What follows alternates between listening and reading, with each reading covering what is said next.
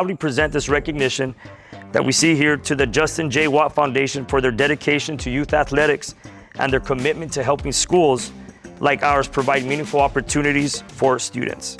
It feels awesome because the years before, we hadn't had new jerseys since the school first opened, and the ones that we would wear were all weared out and they weren't the best texture. And once we got these, I felt blessed from the J.J. Watt community that he donated this much money to us and got the funds to order these new shirts. And one of the major needs was an upgrade for our baseball and our basketball uniforms.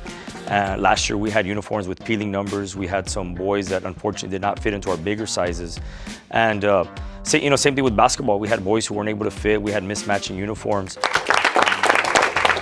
It feels good because Kennedy Middle School hasn't had uniforms in a long time. And having these new uniforms make me feel more comfortable, better, and more standing out in the field.